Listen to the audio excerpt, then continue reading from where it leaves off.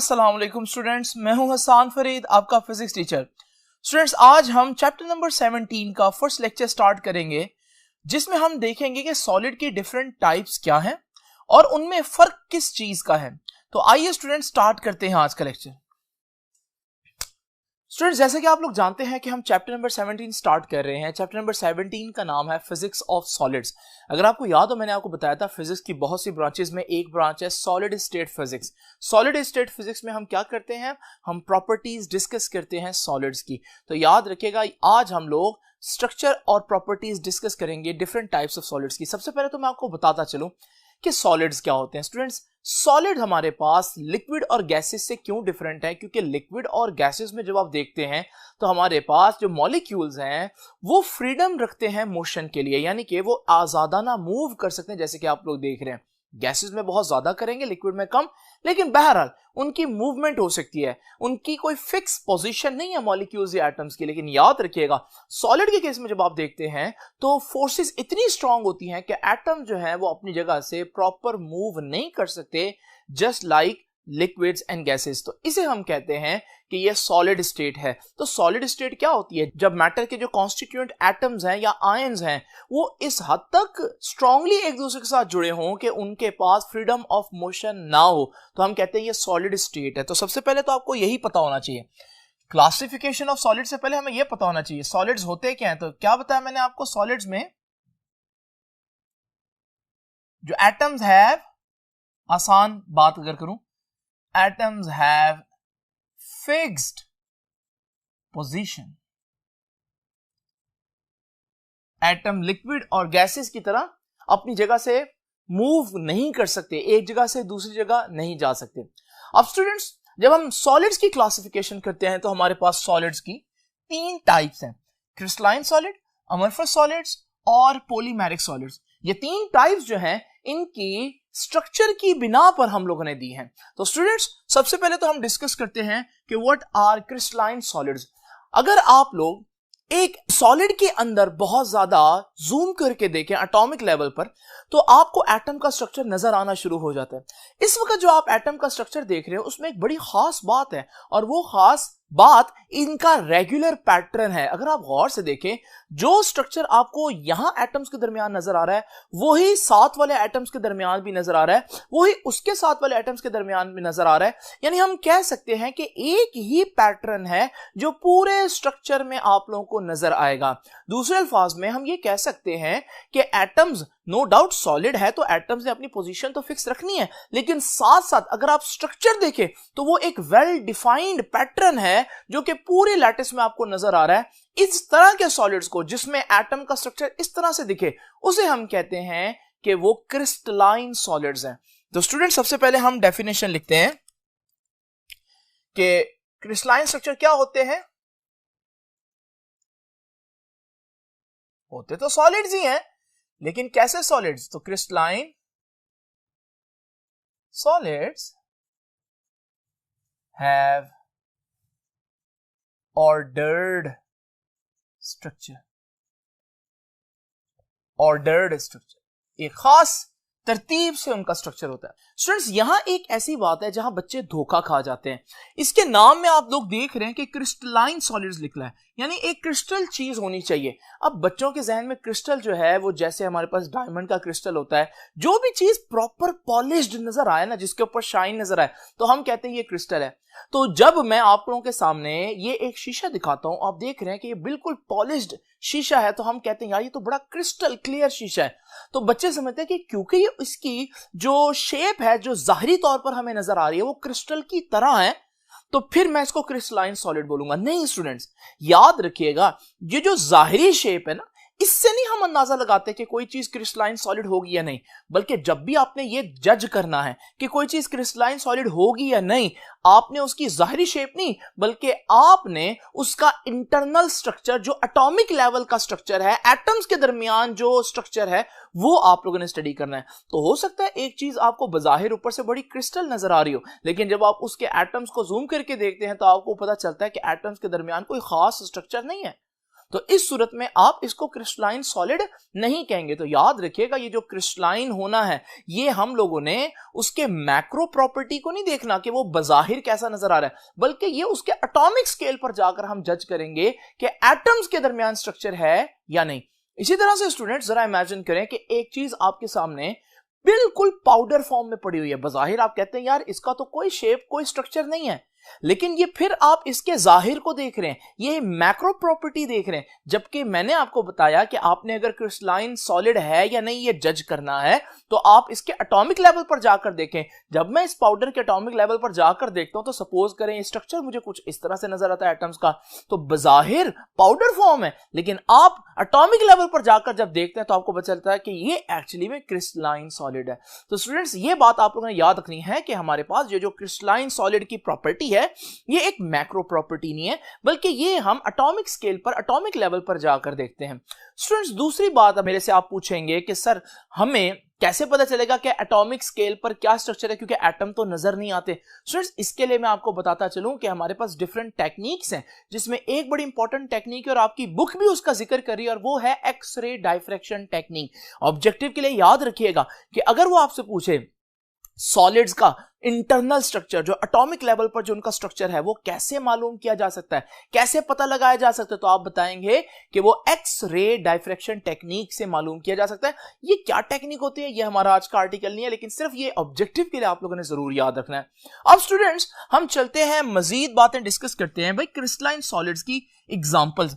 देखें मैंने आपके सामने 3-4 किस्म की एग्जांपल्स देनी है। मेटल्स में पहले मैं आपको एग्जांपल देता हूं, फॉर एग्जांपल जैसे कॉपर या जिंक, इस तरह की मेटल्स अगर आप देखें तो ये मेटल्स बजाहिर जैसी मर्जी नजर आ रही हो, लेकिन जब आप इनको एटॉमिक स्केल पर देखते हैं तो आप देखते हैं कि उनके एटम्स बड़े ही तरतीब से जुड़े हुए हैं, और वो एक ही तरतीब है जो आपको क्रिस्टल में ओवरऑल हर जगह पर मिलेगी। तो यहां से हम कहते हैं कि हमारे पास जो कॉपर की मेटल वगैरह है ये एक क्रिस्टलाइन सॉलिड है। तो मेटल्स के अंदर भी क्रिस्टलाइन सॉलिड की एग्जांपल्स मौजूद हैं, जैसे कॉपर, जिंक वगैरह। उसके बाद आयोनिक कंपाउंड्स। आयोनिक कंपाउंड्स में एक बड़ी फेमस एग्जांपल जो हर बच्चा जानता है वो है सोडियम क्लोराइड, जो टेबल सॉल्ट, आम नमक होता है।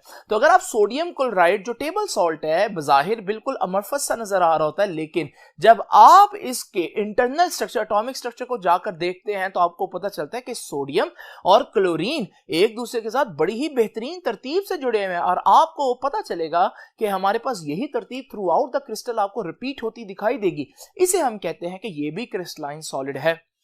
इसी तरह से स्टूडेंट्स सिरेमिक मटेरियल्स के अंदर हमारे पास एग्जाम्पल है zirconium.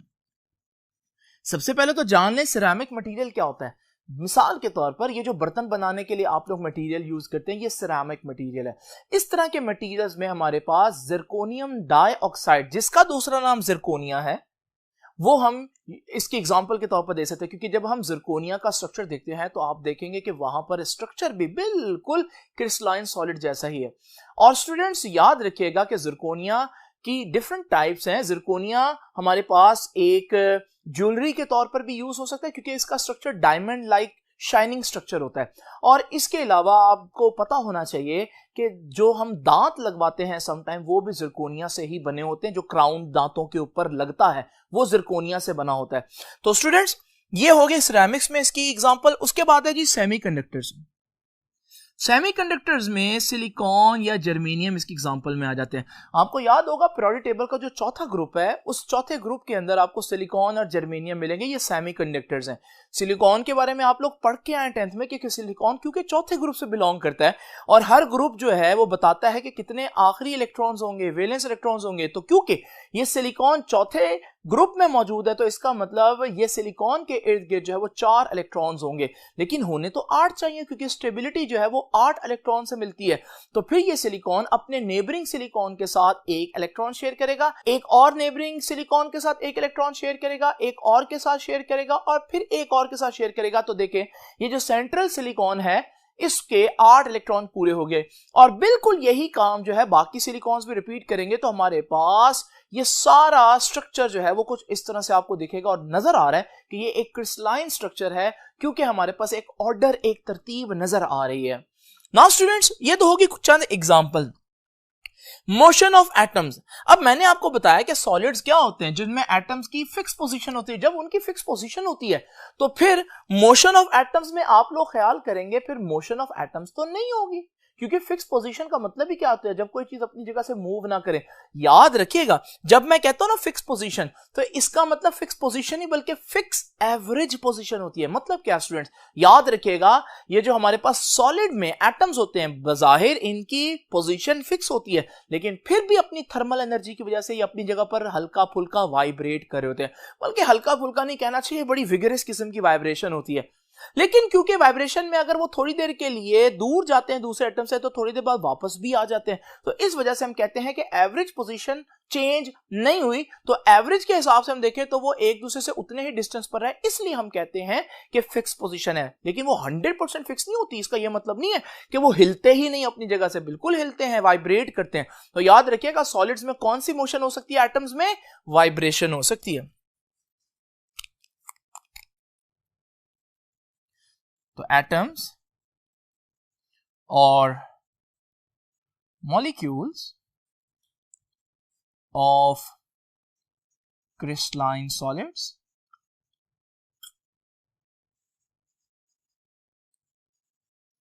can vibrate on their positions। वो अपनी जगह पर वाइब्रेट कर सकते हैं। आप सोच रहे होंगे फिर ये एक दूसरे से दूर क्यों नहीं जाते, क्योंकि आप लोग देखेंगे दो वाइब्रेट करते हुए एटम्स के दरमियान एक फोर्स है, एक बॉन्ड है जो उनको जोड़े हुए है। क्योंकि जोड़े हुए हैं इसलिए हम इसको कोहेसिव फोर्स कहते हैं। कोहेसिव का मतलब होता है जोड़ने वाले, तो कोहेजन से ये वर्ड निकला।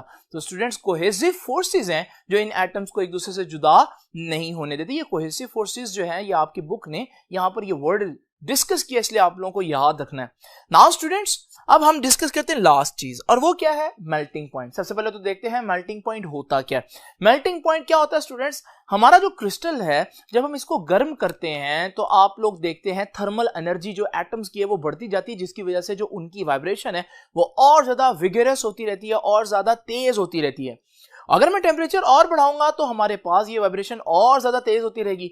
एक वक्त आएगा कि ये टेम्परेचर इतना ज्यादा बढ़ जाएगा कि वाइब्रेशन इतनी ज्यादा हो जाएगी कि वो जो कोहेसिव फोर्सेस हैं जो उनको जोड़ने की कोशिश कर रही थी, अब वो इतनी नहीं रह जाएंगी, जिसकी वजह से हमारे पास जो एटम्स हैं अब वो अलग-अलग हो जाएंगे और हम कहेंगे जो हमारा क्रिस्टल लैटिस है वो मेल्ट हो गया।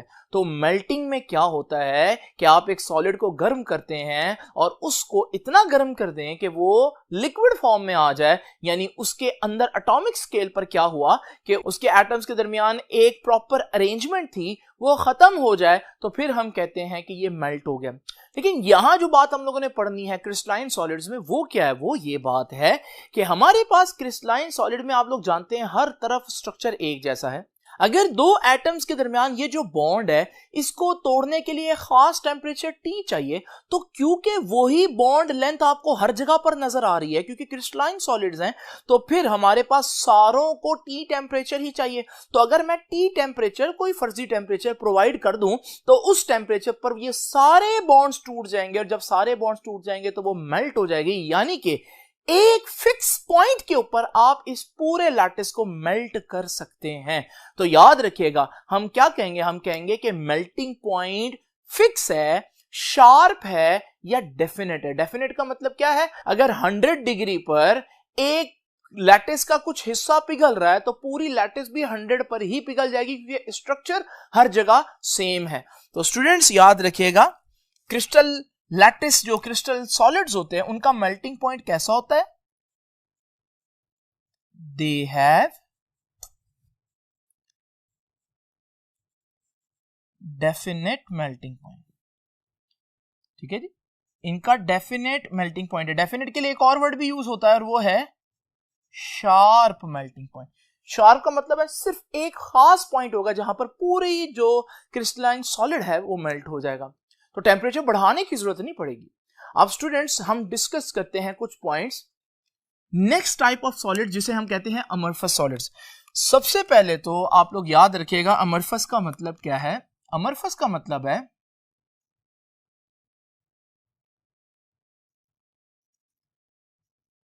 amorphous means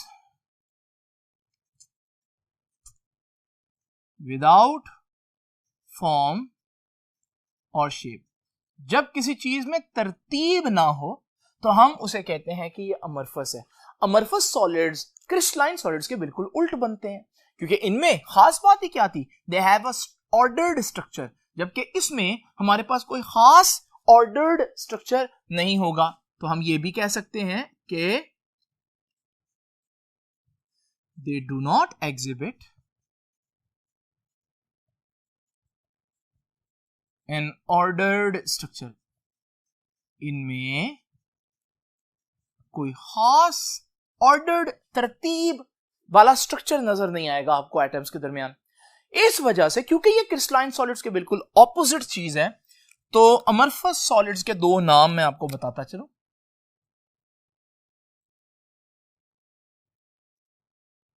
non crystalline solids,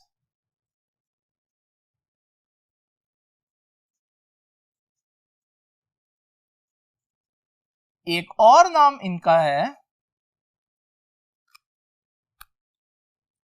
glassy solids. दो नाम आपको याद रखने हैं। नॉन क्रिस्टलाइन तो समझ में आ गया, ग्लासी सॉलिड्स क्यों कहते हैं आगे चल के बताता हूं। नाउ स्टूडेंट्स, अब हम डिस्कस करते हैं कि जो हमारे पास अमरफस सॉलिड्स हैं उनको हम सॉलिड लिक्विड्स क्यों कहते हैं। देखें, सॉलिड लिक्विड्स अजीब सी बात है, क्योंकि सॉलिड कुछ और होता है, लिक्विड कुछ और होता है, तो ये दोनों टर्म्स मैं एक जगह पर क्यों यूज कर रहा हूं। स्टूडेंट्स जरा तवज्जो से देखिए, आप लोग जानते हैं लिक्विड्स क्या होते हैं। लिक्विड्स के अंदर अगर आप देखें तो आपको दो बातें नजर आएंगी। लिक्विड के मॉलिक्यूल्स में कोई तरतीब नहीं है, तो नो ऑर्डर, और दूसरी बात, लिक्विड के मॉलिक्यूल्स हर वक्त मूव कर रहे होते हैं, यानी कि फ्रीडम ऑफ मोशन होती है, नो फिक्स पोजीशन। तो दो बातें हैं, ना ही इनके अंदर कोई फिक्स पोजीशन एटम्स की, और ना ही एटम्स के दरमियान कोई खास तरतीब है, कोई खास स्ट्रक्चर है। ये दो कैरेक्टरिस्टिक किसकी हैं? ये लिक्विड्स की हैं।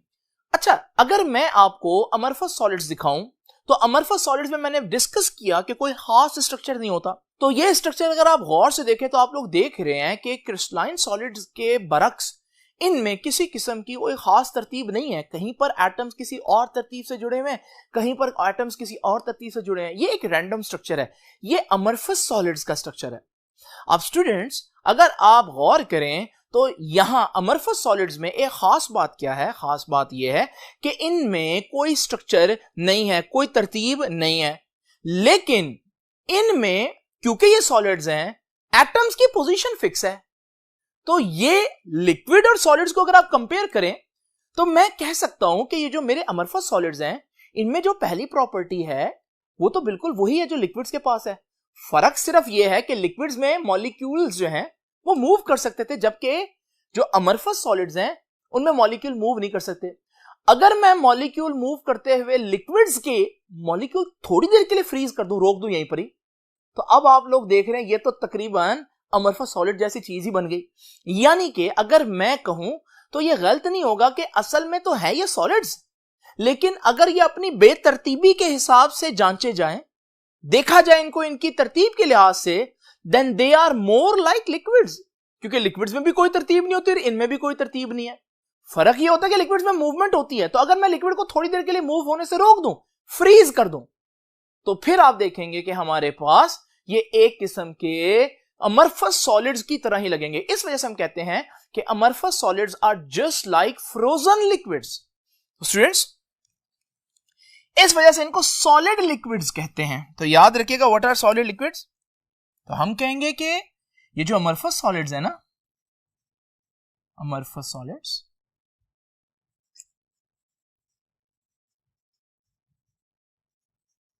Amorphous solids are more like liquids, यानी है तो ये सॉलिड्स, लेकिन अपनी बेतरतीबी की वजह से, क्योंकि इनमें बिल्कुल भी कोई रेगुलर पैटर्न नहीं है, और वो तो लिक्विड्स में भी नहीं होता, तो they are more like liquids with their structure frozen in. बस ये समझ ले कि ये है लिक्विड ही, लेकिन इनका स्ट्रक्चर फ्रीज हुआ हुआ है। लिक्विड्स में बस मूवमेंट हो सकती है, इनमें वो भी नहीं हो सकती।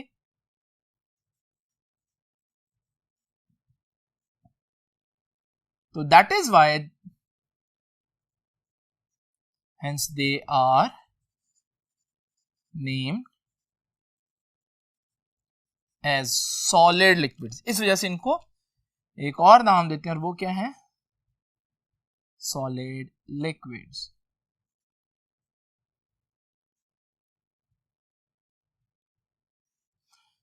नाउ स्टूडेंट्स, मेल्टिंग पॉइंट, आप लोगों को मालूम है मेल्टिंग पॉइंट डिपेंड करता है कि वो जो बॉन्ड्स हैं वो कितना जल्दी टूट सकते हैं। अगर आप गौर करें तो हमारे पास जो अमरफस सॉलिड्स हैं उनमें हर जगह तरतीब एटम्स की एक जैसी नहीं है। अगर हम गौर से देखें तो ये दो एटम्स एक दूसरे से बहुत दूर हैं, जबकि ये दो एटम्स बहुत करीब करीब हैं। ये फोर्स कुछ और होगी, ये फोर्स कुछ और होगी। सपोज करो ये बॉन्ड तोड़ने के लिए हमें 100 डिग्री चाहिए, तो हो सकता है ये बॉन्ड तोड़ने के लिए 120 डिग्री चाहिए। इसका मतलब अगर मैं 100 डिग्री प्रोवाइड करता हूं तो क्या पूरा स्ट्रक्चर जो है वो मेल्ट होगा? नहीं, उसमें से चंद बॉन्ड्स ही मेल्ट होंगे जो 100 पर हो सकते हैं। तो अगर मुझे फुल मेल्ट करना है तो फिर मुझे क्या करना पड़ेगा, टेम्परेचर बढ़ाकर 120 डिग्री तक लेकर जाना पड़ेगा, ताकि वो बॉन्ड्स जो 120 डिग्री पर मेल्ट हो सकते हैं वो भी मेल्ट हो जाए। ये फर्जी एग्जांपल दे रहा हूं सिर्फ ये समझाने के लिए कि क्रिस्टलाइन सॉलिड्स के अंदर एक टेम्परेचर पर पूरी क्रिस्टल मेल्ट हो सकती है, लेकिन यहां पर हम लोगों ने देखा कि एक टेम्परेचर पर पूरी क्रिस्टल मेल्ट नहीं होती, बल्कि उसका कुछ हिस्सा मेल्ट होता है। तो आपको टेम्परेचर बढ़ाना पड़ेगा। इसका मतलब एक पॉइंट पर पूरी क्रिस्टल मेल्ट नहीं होगी तो हम क्या कहेंगे, हम उस बात का उल्ट कहेंगे। यहां बोला था डेफिनेट मेल्टिंग पॉइंट है, शार्प मेल्टिंग पॉइंट है, यहां हम बोलेंगे डेफिनेट मेल्टिंग पॉइंट नहीं है। तो याद रखिएगा, they do not have definite melting point, बल्कि आपको कहना चाहिए they have range of melting point। यानी आप इनका मेल्टिंग पॉइंट ऐसे नहीं बताता कि ये 100 डिग्री पर पिघल जाएंगे, बल्कि आप कहेंगे ये 100 से 120 तक जाकर पिघलेंगे, यानी कि आपको रेंज बतानी पड़ती है। नाउ स्टूडेंट्स, इसकी एग्जांपल देखते हैं। इसकी एग्जांपल जो है कुछ बच्चों के लिए शॉकिंग हो सकती है, लेकिन अब मैं पहले ही बता चुका हूं, जब भी आपने ये फैसला करना है कि कोई चीज क्रिस्टलाइन सॉलिड है या अमरफस सॉलिड है, तो आप लोगों ने उसके जाहिर को नहीं देखना, बल्कि आप लोगों ने उसकी एटॉमिक लेवल पर जाकर एटम्स को चेक करना है। तो अब अमरफस सॉलिड की एक बेहतरीन एग्जांपल जो मैं आप लोगों को देने लगा हूं वो है ग्लास। तो स्टूडेंट्स, ये ग्लास जो है ऊपर से जितना मर्जी क्रिस्टल नजर आए, हम लोगों ने देखना है कि ये एटॉमिक लेवल पर किस तरह की तरतीब रखता है। जब हम इसको एटॉमिक लेवल पर चेक करते हैं तो हमें पता चलता है कि एटम्स के दरमियान किसी किस्म की कोई तरतीब नहीं है, और जब तरतीब ना हो तो फिर तो हम उसको अमरफस सॉलिड कहते हैं। इसलिए हमने इसको अमरफस सॉलिड की कैटेगरी में रखा। अब स्टूडेंट्स, आप लोग देख रहे हैं कि यहां पर कोई तरतीब नहीं है, कुछ एटम्स बहुत करीब करीब हैं तो कुछ एटम्स बहुत दूर दूर हैं, कुछ बॉन्ड की स्ट्रेंथ बहुत ज्यादा होगी, कुछ बॉन्ड की स्ट्रेंथ बहुत कम होगी। यही वजह है कि जब मैं इसको मेल्ट करने की कोशिश करूंगा तो कुछ बॉन्ड जो वीक हैं वो पहले मेल्ट हो जाएंगे, और बहुत से बॉन्ड्स जो हैं वो अभी अपनी जगह पर एज इट इज रहेंगे। इस वक्त ये जो स्ट्रक्चर बनता है ये जरा पेस्ट लाइक स्ट्रक्चर बन जाता है, प्रॉपर मेल्टिंग नहीं हुई। प्रॉपर मेल्टिंग कब होगी, जब मैं इसको मजीद गर्म करूंगा और जो रिमेनिंग बॉन्ड्स हैं जो पहले नहीं हुए वो भी मेल्ट हो जाए, फिर हमारे पास ये विस्कस लिक्विड सा बन जाता है एट 800 डिग्री सेंटीग्रेड। तो ये 800 डिग्री सेंटीग्रेड पर पूरा मेल्ट होने से पहले ही जो पेस्ट लाइक लिक्विड बना है ये बता रहा है कि ये अमरफस सॉलिड है, और इसके अंदर स्ट्रक्चर हर जगह एक जैसा नहीं है। कुछ पार्ट्स पहले मेल्ट हो जाते हैं और कुछ पार्ट्स जो है वो ज्यादा टेम्परेचर देने के बाद मेल्ट होते हैं। तो स्टूडेंट्स, ये बातें मैं आपके सामने लिख देता हूं। On heating,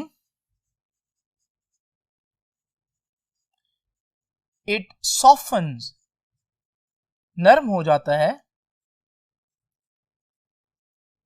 into a paste like liquid,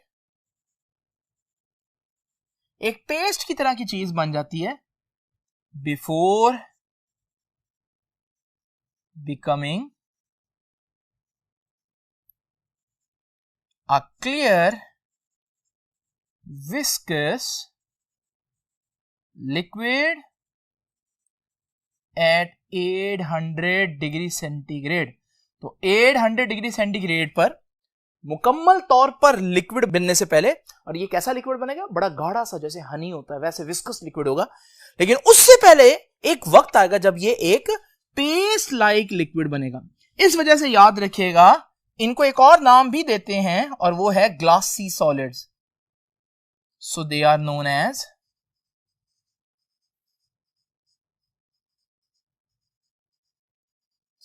as glassy solids. Now students, अब हम पढ़ेंगे तीसरी टाइप। आप लोगों ने देखा कि इसमें हमारे पास प्रॉपर स्ट्रक्चर है थ्रू आउट द क्रिस्टल। आप लोगों ने देखा इसमें बिल्कुल भी स्ट्रक्चर नहीं है। तो अब तीसरी टाइप हमारे पास क्या है? Polymeric solids. तो पॉलीमेरिक सॉलिड्स को फिर आप जान गए होंगे कि ये बेसिकली इन दोनों एक्सट्रीम्स के दरमियान की चीज है, यानी इनके अंदर ना इतना अच्छा स्ट्रक्चर होगा जितना क्रिस्टलाइन का होता है, लेकिन ना ही इतना बुरा स्ट्रक्चर होगा जितना अमरफस का होता है, बल्कि इनका स्ट्रक्चर दरमियान में होगा इन दोनों के। तो यही इनकी डेफिनेशन है। तो पॉलीमेरिक सॉलिड्स क्या होते हैं? देयर स्ट्रक्चर और ऑर्डर भी कह सकते हैं, तरतीब, इज इन बिटवीन या इंटरमीडिएट। इंटरमीडिएट का मतलब दरमियान, intermediate between crystalline and amorphous solids. तो ये वो होते हैं जिनका स्ट्रक्चर जो है वो क्रिस्टलाइन और अमरफस के दरमियान में होता है। ना इतना ज्यादा स्ट्रक्चर होता है और ना ही इतना कम स्ट्रक्चर होता है जितना इनमें है। तो हमारे पास इनको इंटरमीडिएट सॉलिड्स भी कहा जाता है, या इनको हम ये भी कह सकते हैं कि ये पार्शली और पुअरली क्रिस्टलाइन सॉलिड्स हैं। यानी आप ये भी कह सकते हैं कि ये क्रिस्टलाइन, पुअरली क्रिस्टलाइन, यानी कि है, तरतीब है तो सही लेकिन उतनी अच्छी नहीं जितनी क्रिस्टलाइन में। अब स्टूडेंट्स, ये किस प्रोसेस के जरिए बनते हैं? याद रखिएगा, ये पॉलीमराइजेशन के प्रोसेस के जरिए बनते हैं। पॉलीमराइजेशन क्या है? बेसिकली अगर हमारे पास छोटे छोटे मॉलिक्यूल्स हों जिनको हम मोनोमर्स कहते हैं, और वो लिंक करके एक दूसरे से जुड़कर बॉन्ड बनाकर लॉन्ग चेन मॉलिक्यूल्स बनाएं, तो ये जो नई चीज बनती है इसे कहते हैं पॉलीमर। और ये जो प्रोसेस है जिसमें एक केमिकल वे से हम एक मोनोमर को जोड़कर एक पॉलीमर बना लेते हैं, इस प्रोसेस को पॉलीमराइजेशन कहते हैं। तो डिफाइन करते हैं पॉलीमराइजेशन को। तो what is polymerisation? Process of combining of small molecules, जिनको मैंने क्या नाम दिया? Monomers, into long chain compounds.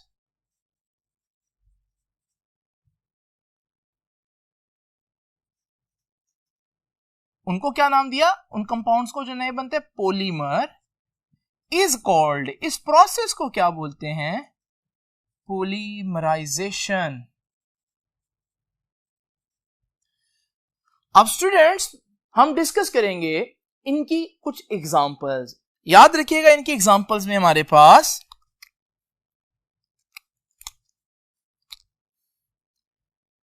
PVC, जिसको हम पॉलीविनाइल क्लोराइड कहते हैं।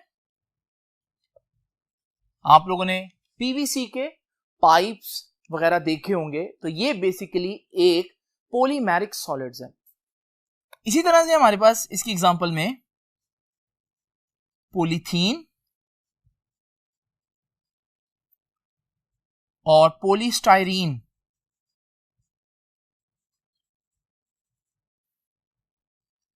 पॉलीथीन के बैग्स आप लोगों ने देखे होंगे, जिसे हम शॉपर कहते हैं, ये हमारे पास पॉलीथीन बैग्स होते हैं। और पॉलीस्टाइरीन के कप आप लोगों ने देखे होंगे। इसी तरह से स्टूडेंट्स, जो नेचुरल रबर होता है, वो नेचुरल रबर भी पॉलीमेरिक सॉलिड होता है, वो भी हम लिख देते हैं यहां पर। तो नेचुरल रबर, नेचुरल रबर का फॉर्मूला जरूर आपको आना चाहिए और वो है 6586N, यानी ये n टाइम्स मोनोमर्स। n जो है वो हजारों हो सकते हैं, यानी कि अगर n की वैल्यू 1000 है, इसका मतलब इस तरह का 1000 मॉलिक्यूल्स मिलकर एक चेन बना रहे होंगे। तो स्टूडेंट्स ये तो होगी कुछ एग्जांपल। इसके अलावा एग्जांपल नाइलॉन की भी आपकी बुक ने दी हुई है। नाइलॉन जो है वो आप लोगों को कुछ इस तरह से दिखता है। अब स्टूडेंट्स आखिरी चीज डिस्कस करेंगे और वो है इनकी एक बहुत इंपॉर्टेंट प्रॉपर्टी। याद रखिएगा पॉलीमेरिक सॉलिड्स बहुत हल्के होते हैं, यानी कि हम कह सकते हैं they have very low specific gravity.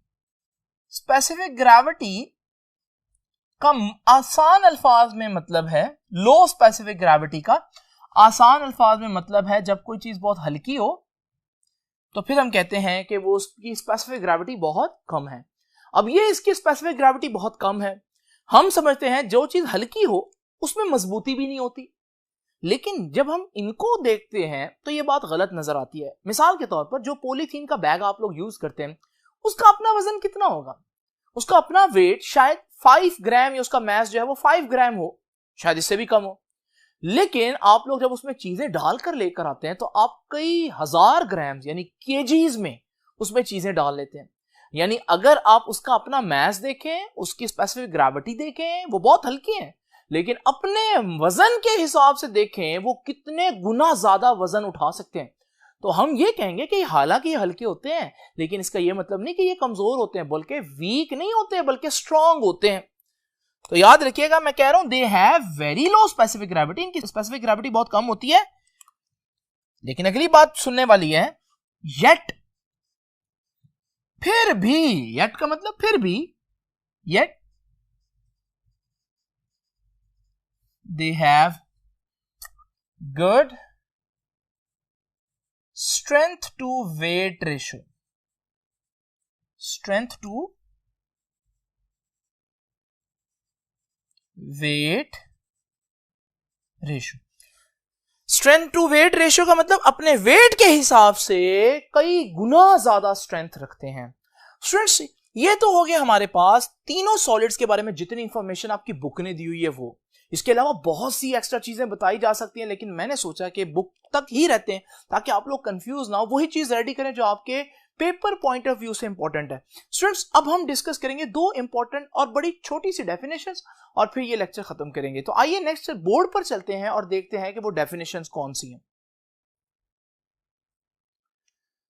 Students अब दो डेफिनेशन हम लोगों ने डिस्कस करनी है और वो है यूनिट सेल और क्रिस्टल लैटिस। ये यूनिट सेल क्या होता है, सबसे पहले तो आप लोग देखें, मैंने आप लोगों को सोडियम क्लोराइड का स्ट्रक्चर दिखाया। अगर आप देखें सोडियम क्लोराइड का ये स्ट्रक्चर जो सबसे स्मॉलेस्ट स्ट्रक्चर बन रहा है उस पूरे लैटिस के अंदर, इसे हम कहते हैं कि ये यूनिट सेल है।